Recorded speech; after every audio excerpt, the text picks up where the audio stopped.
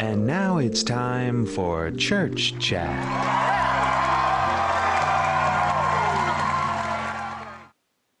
Hey there, everyone. Welcome to this edition of Church Chat. We have an in-person edition this time and that's the first in-person edition that we've had because our guest today is my son Spencer. So we're in the same social bubble, right? Yes. And we're in our Africa shirts. Yep. And that's because we're going to talk about Spencer's trip to Tanzania a little bit today. Spencer was part of a school trip. Several high schools from the area went to Tanzania. Yeah. And that was in January, right? Yep.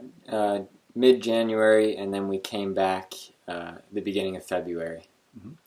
And you came back on my birthday, February 2nd. Yep. I remember that. So it's close to August 2nd when we're recording this. So that was actually 6 months ago. Oh, yeah. Wow. Yeah. Doesn't seem like that long, eh? No.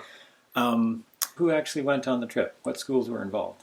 So there was Port Hope High School, which is the school I'm attending. Right. And there's only two of us. And then there were also students from CCI and ENSS. There were 17 students in total, along with 3 chaperones who were teachers and a principal from those schools. And ENSS is in Brighton, right? Yes, it's in Brighton. So what did you go for? Was it just a fun trip, or what was the purpose of going? Well, we had some fun, but the main purpose of the trip was to give supplies and fundraise to help the schools and the village that is in need in Africa. Right, and you asked for some help from St. John's in that effort, and so how did St. John's help out with that trip? So I came to you guys at the church, and we gave a presentation, and I asked for your help to donate some school supplies and bring some school supplies to us. So we packed up all those supplies, and we each carried them in our suitcases. We had 2 suitcases and one of them was dedicated to the school supplies. So we all took those and gave them to the schools. So they really liked that. Yeah. And you got some donations of money as well. Yes. And I'm not sure we know the exact total, but I think over $20,000 was raised. Yeah, I believe right? They said it was the most that had ever been raised, so it was a really good year. So thank you, everyone, for helping out. Yeah, that was really great. So what happened when you got to Tanzania, Spencer? What sort of stuff were you doing? You went to some schools and visited some schools. So yeah. Where were you? And kind of what were some of the few key things that you were doing when you were there? So when we first got there, we were in a city called Moshi, and we toured the city. And the first big school we visit was called the Gabriella School for special needs kids. Mm-hmm. So kids with learning disabilities or autism. We got a tour of the facility there. It was really great. And we also got to just see the lifestyle there. And then after a few days in the city, we moved into a small village called Kilema, which was where we were mainly going to be helping out. Mm-hmm. And then that's where we taught the kids, taught them some English, did some phys ed and geography with them, and donated some money. Very good, very good. So when you were in the village, what were some of the memorable things that happened when you were in the village? What were your favorite parts about Kilema? Well, I remember we would walk around the village, and all the school kids, they were so fascinated by us because they probably don't see many of us from Canada or outside of Africa, so that was pretty interesting. Right. And whenever they saw us, they always had a big smile on their face, and they'd run up to us, and they just really liked to look at us and touch us, and so that was, yeah. You like to play with your hair? Yeah, at one point I let my hair down and I crouched down and they were rubbing their hands through my hair or trying to braid it, so that was really cool. Very good, very good. So you did some teaching. Yeah, we had 5 days of teaching at the schools. Right, so what sort of stuff did you teach the kids? So we taught them mostly English because that was their weakest subject. Mm-hmm. We also did some geography where we made a slideshow, and we brought computers and we showed them kind of what it was like to live in Canada and the climate there. And we also did some physical activity with them and played games to be active. So very good.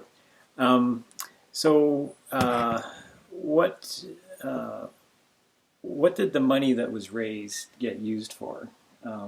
What sort of projects in the village was the money spent on? Yeah, so there was a variety of things. We donated money to the hospital there that was in need. We also gave money to that Gabriella School for kids with learning disabilities. Mm-hmm. Most of our money went to trying to make the washrooms at the schools better, because they were really run down. Some of the doors were falling off, and also there's a lack of food, so we were donating money to give for food. And we also, with the money we raised, installed water tanks. So that was a big help for the schools, because then the kids don't have to leave the school for an hour just to get water. Right. Very good. Very good. So what was the most surprising thing to you about what you saw when you were in Tanzania, or in the village of Kalema? Yeah. So one of the things that was a surprise to me, even though that the people there may not have had a lot, they always had a smile on their face. They'd always wave at you. I'm not sure if that's just because we were foreigners or not, right? But all of them just seemed happy, and all the kids at the school always seemed happy.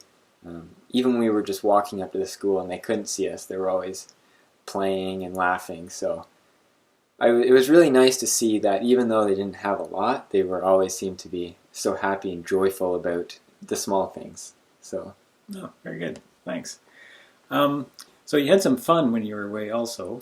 Yes. After you were done in the village, you got to go on a bit of a fun trip, right?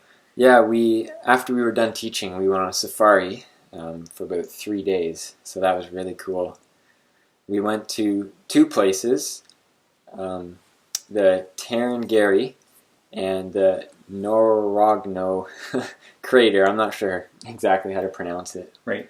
But that was a really cool experience to see all of those animals that we don't see here, and it was really unique.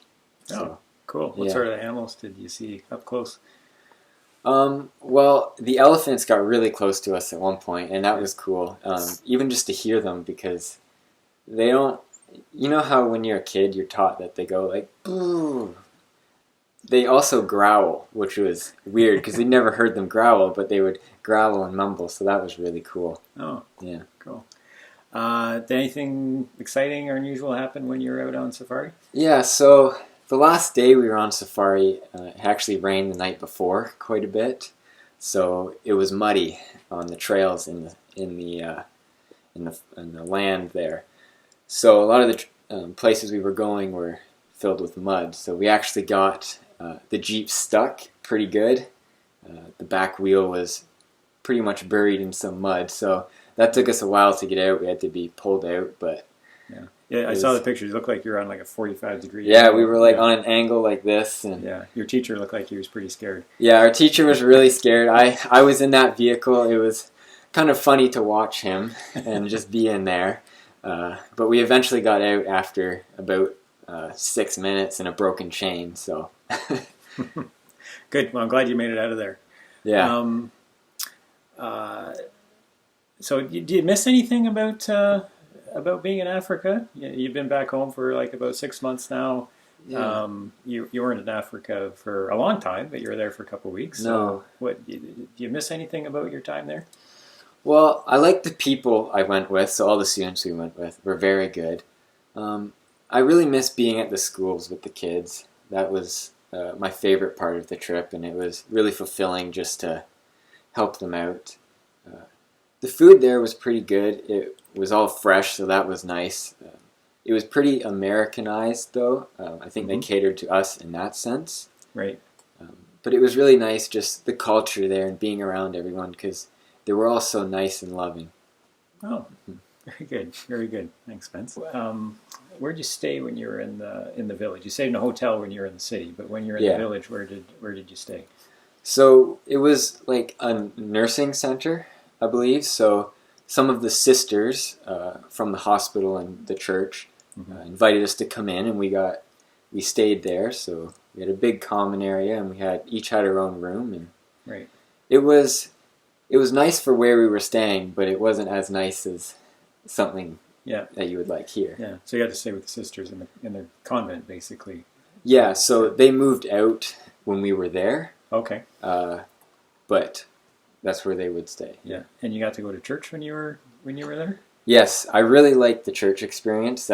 We arrived in the village on Sunday, so we went straight to church, and it was really nice to see because we went to the children's service. So the church was probably bigger than ours, I would say, Right. and half of it was filled with these children, like crammed at the front of the pews, and they were all singing the songs together and, stomping their feet or clapping to make beats. And during the sermon, the preacher interacted with the kids. He'd walk up the aisle and get them to say things.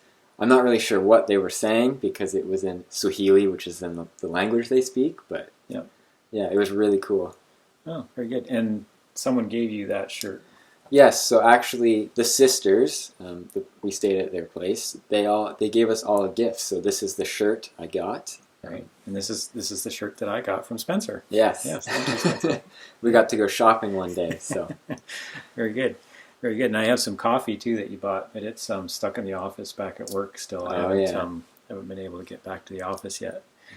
All right. Well, thanks for your time. Yeah, no I know worries. after you got back, we planned that there was going to be a presentation to the parish and Yes. some slides and stuff like that. But when we were getting ready to have that happen, Yeah. the pandemic thing happened. It's and, unfortunate timing. right. So. So there will be a time when we'll maybe have an opportunity to learn a little bit more about your trip, maybe Yes. see some more of the photos than what we've got this morning. But thanks for sharing what you have so far. Yeah, no problem. Yeah. One last thing. We were a little short on money for fundraising. We would like to do more. So we'll put a link on the screen. And if you would like to help out, you can go to that link and donate to help improve their cooking and washrooms because we still need money for that. So thank you. Right. Yeah, great. Thanks. Yeah, so thank you very much for all the contributions that you've made to support Spencer on the trip. And as you mentioned, there's still opportunity to do that. There's lots of need in Tanzania and particularly in the village of Kalema. And so if you're able to help out, that'd be great. Yeah. One last question for you, Spencer. Okay. Yeah, I always ask people if they have a hopeful moment. Do you have something that you're looking forward to coming up? Well, school is maybe going to be starting up soon, so Right. I'm looking forward to hopefully seeing more of my friends or being able to get that connection because sometimes it's hard to do right now. So if schools are opening up and I hear that stage 3 might be coming into effect soon, so hopefully things work out well and we can move on. Good. All right. So he's looking forward to getting back to school. Yes. That'll be your last year.